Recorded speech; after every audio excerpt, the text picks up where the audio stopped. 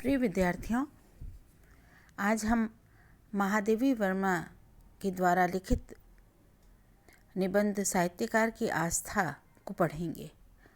उससे पहले मैं आपको महादेवी जी का एक परिचय बताना चाहूँगी।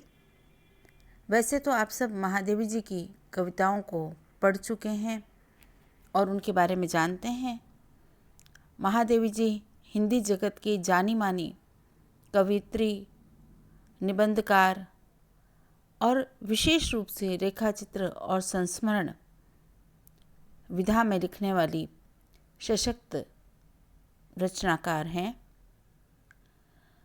महादेवी जी के 7-8 कविता संग्रह हैं, निबंध की पुस्तक है और स्त्री के बारे में लिखा गया श्रृंखला की कड़ियाँ भी उनका एक विचारोत्तेजक, चिंतन से भरपूर पुस्तक है। महादेवी जी ने इस पुस्तक में अपनी वैचारिक प्रखरता को प्रकट किया है। महादेवी जी के व्यक्तित्व में हमें 2 चीज़ें देखने को मिलती हैं। एक तरफ वे हमें करुणा की, दया प्रेम की गायिका नज़र आती हैं। उनके गीत हमें भाव विभोर करते हैं। उनके गीतों में करुणा की पुकार और तरलता, प्रेम, वियोग की भावना नज़र आती है। लेकिन उनके जो निबंध हैं उनमें हमको एक सुदृढ़ मानसिक विचार दिखाई देते हैं। तब वहाँ पर हमें एक तर्कशील नारी का जो वैचारिक उच्चता है उससे हमें रूबरू होने का अवसर प्राप्त होता है। तो महादेवी के गीत कोमल हैं, लेकिन उनका गद्य जो है वह उतनी ही अधिक वैचारिकता से भरपूर है। महादेव जी के अतीत के चलचित्र स्मृति की रेखाएं, पथ के साथी, मेरा परिवार, उनके रेखाचित्र संस्मरण की रचनाएं हैं और ये रचनाएं इतनी अधिक भावपूर्ण हैं कि वे हमें सदैव हमारी स्मृति में अपना स्थान बना लेती हैं। एक एक पात्र और उन पात्रों से जुड़ी हुई घटनाओं का जब महादेवी वर्णन करती हैं तो वे हमारी यादों में, स्मृति में अपना स्थान बना लेती हैं। महादेवी जी कवियत्री और गद्यकार दोनों हैं और हम आज उनके निबंध को पढ़ेंगे, साहित्यकार की आस्था। निबंध PDF में दिया गया है जिसे आप पढ़ लें। उस निबंध का सार संक्षेप मैं आपको पढ़ती हूँ और समझाऊंगी। कोई समस्या हो तो आप मुझसे अवश्य संपर्क कर सकते हैं। महादेव जी का यह विचारात्मक निबंध है जो साहित्यकार की आस्था तथा अन्य निबंध में संकलित है। इसमें उन्होंने बताया है कि आस्था जो कि अनुभवजन्य संस्कार की देन है, सबके लिए आवश्यक और महत्वपूर्ण है, चाहे कोई व्यक्ति सामान्य हो या विद्वान। तो अपने इस निबंध में महादेव जी का कहती हैं कि हम जो अपनी आस्थाओं का निर्माण करते हैं तो ये निर्माण हम अनुभवजन्य संस्कार यानी अनुभव से प्राप्त जो संस्कार है हमें, उसकी यह देन है। और इसमें उच्च व्यक्ति या निम्न व्यक्ति का नहीं, सामान्य व्यक्ति या विद्वान व्यक्ति का नहीं, यानी सब व्यक्ति आस्था का निर्माण करते हैं। प्रत्येक व्यक्ति अपने लिए अपनी अपनी आस्थाओं का निर्माण करता है और यह आवश्यक और महत्वपूर्ण है। महादेवी जी बताती हैं कि प्रत्येक व्यक्ति के लिए, मानव के लिए आस्था का निर्माण आवश्यक और महत्वपूर्ण हो जाता है। कैसे, यह हम आगे देखते हैं। उनकी दृष्टि में यद्यपि यह व्यक्तिगत चीज़ है, किंतु यह व्यक्ति तक ही सीमित नहीं रहती, क्योंकि आस्था का एक और अर्थ है स्वीकारोक्ति, स्वीकार करना, अर्थात व्यक्ति द्वारा समष्टि की यानी समाज की स्वीकृति। तो कई बार यह प्रश्न आता है कि आस्था व्यक्तिगत है या नहीं।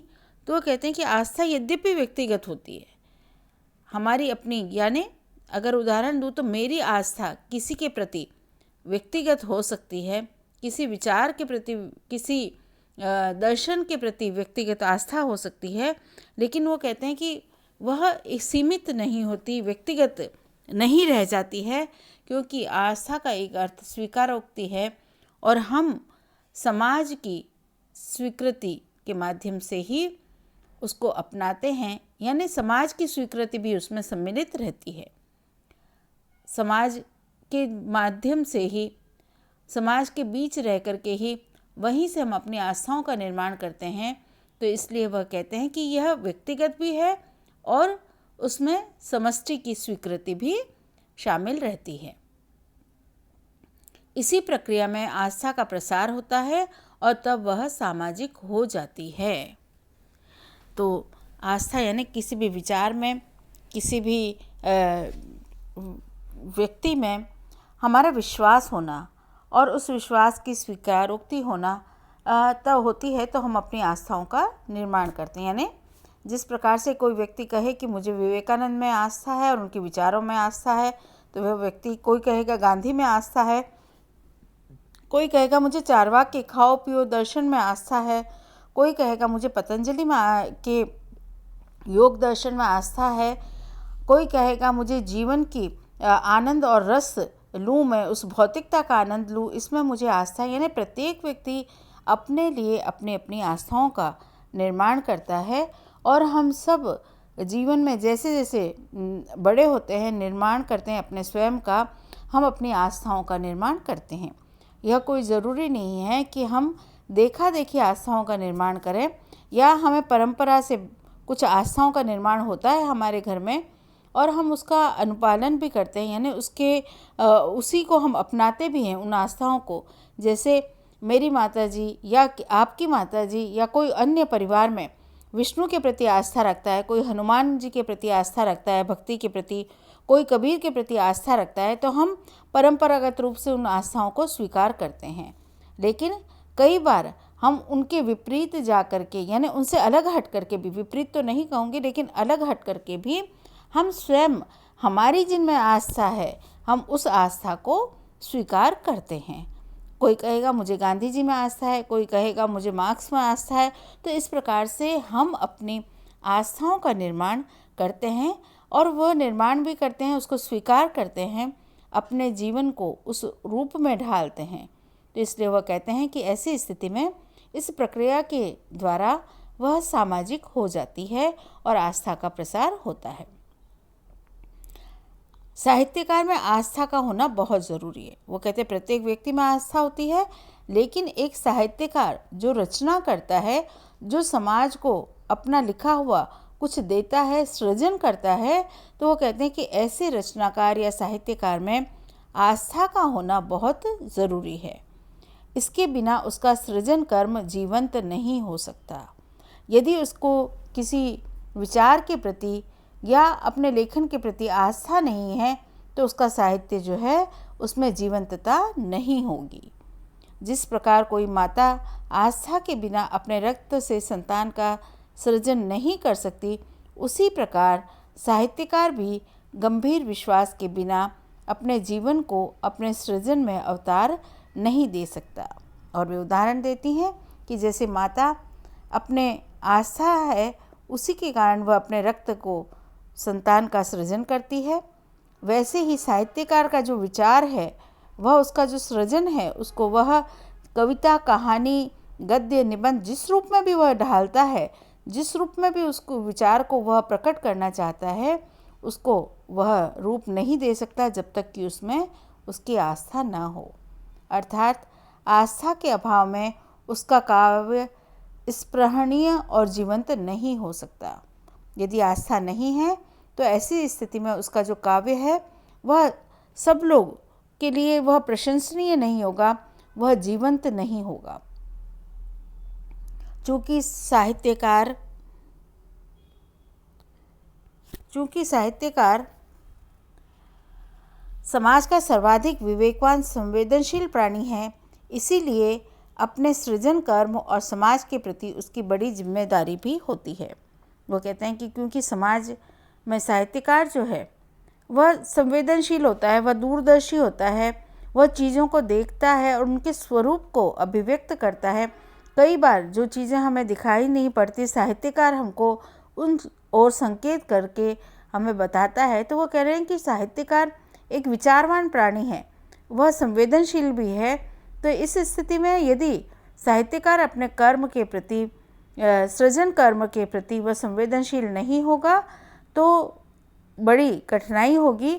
और उसका सृजन कर्म क्योंकि समाज के प्रति है तो समाज के प्रति उसकी जिम्मेदारी भी बड़ी होती है, जिसका निर्वाह वह गंभीर अवस्था के अभाव में नहीं कर सकता। और वो कहते हैं कि ऐसी स्थिति में उसको गंभीरतापूर्वक अपने लेखन के प्रति विचार करके उसको प्रकट करना चाहिए। यदि वह गंभीर नहीं है तो ऐसे में उसका लेखन जो है वह समाज के लिए कितना उपयोगी होगा, यह हम सोच सकते हैं, हम जान सकते हैं। न ही व्यष्टि से समष्टि तक की साधना पूरी कर सकता है। और इस प्रकार यदि वह आस्थावान नहीं है तो वह व्यक्ति से समाज तक की जो यात्रा है, जो साधना है, व्यक्ति से समाज के अन्य व्यक्तियों तक पहुंचने की जो साधना है, उस साधना को वह पूरा नहीं कर सकता।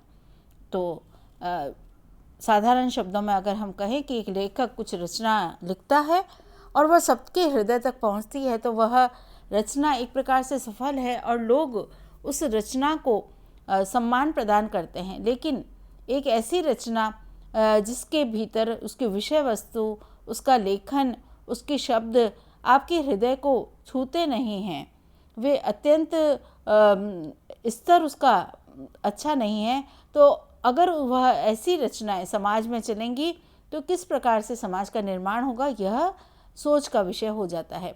तो वह यही कहना चाहते हैं कि एक लेखक को विचारवान होना ज़रूरी है, क्योंकि बहुत सारे लोग उसको पढ़ते हैं और उसे जीवन में उतारते भी हैं।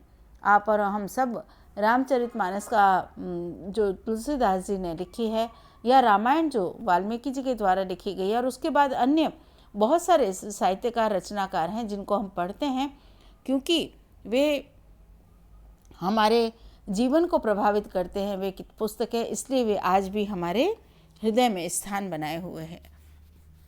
प्रस्तुत निबंध में महादेव जी की जो शैली है वह उत्कृष्ट है, उनके चिंतन की गूढ़ता भी है और सरस रूप में उन्होंने बहुत सरलता के साथ अपनी बात को कहा है। और उनका भाषा जो है वह संस्कृत निष्ठ है, लेकिन वह संप्रेषणीय यानी समझ में आने वाली है और प्रवाह से युक्त है। और महादेवी जी की जो रचना है वह हमारे भीतर एक विचार को उत्पन्न करती है, एक आस्था को जगाती है। जैसा कि महादेवी जी ने अपने निबंध के अंत में कहा है कि आस्था, माता जिस प्रकार आस्था के बिना अपने रक्त से संतान का सृजन नहीं करती, साहित्यकार भी उसी प्रकार गंभीर विश्वास के बिना अपने जीवन को सृजन में अवतार नहीं दे पाता। आस्था सृजन की दृष्टि से व्यक्तिगत, पर प्रसार की दृष्टि से समष्टिगत ही रहेगी। अब इस आस्था शब्द को हम और अगर अच्छी तरह से समझें तो आस्था का विपरीत हो जाता है अनास्था, विलोम शब्द है अनास्था। तो हमारी आस्था है जीवन के प्रति, हमारी आस्था है सच्चाई के प्रति, हमारी आस्था है अहिंसा के प्रति, हमारी आस्था है प्रेम के प्रति, हमारी आस्था है मानवीयता के प्रति, हमारी आस्था है जीवन के सुंदर प्रेम और उल्लास के प्रति, और ये आस्था ही हमें एक दूसरे से नज़दीक लाती है, हमारे जीवन में विश्वास को दृढ़ बनाती है। लेकिन यदि हमारे जीवन में यह सब आस्था ना हो और हम अनास्था हमारे भीतर जागृत हो गया, हमारी आस्था जो है वह गलत हो चीज़ों के प्रति होगी, तो समाज में जो है वह उपद्रव होगा। तो इसलिए आस्था का होना और श्रेष्ठ चीज़ों के प्रति, भावों के प्रति आस्था का होना, सच्चे सात्विक भावों के प्रति आस्था होना समाज में एक विकास को पैदा करता है। यदि व्यक्ति अनास्थावादी हो जाए तो निश्चित रूप से वो मनुष्य जो है वह उसके जीवन में आस्था ना रहे तो वह अपनी मृत्यु को चुनाव करेगा। यदि प्रेम और अहिंसा में आस्था ना रहे तो वह हिंसा का चुनाव करेगा। और ऐसी स्थिति में समाज का जो उपद्रव है, समाज में जो अराजकता है वह उत्पन्न होगी और समाज का जो संतुलन है वह बिगड़ जाएगा। तो इसीलिए महादेवी जी कहती हैं कि व्यक्ति में आस्था जो है वह आवश्यक है होना और महत्वपूर्ण भी है। तो आशा है आप इस निबंध के मूल स्वरूप को, मूल विचार को समझे होंगे। यदि कोई कठिनाई है तो आप अवश्य बात करें। धन्यवाद।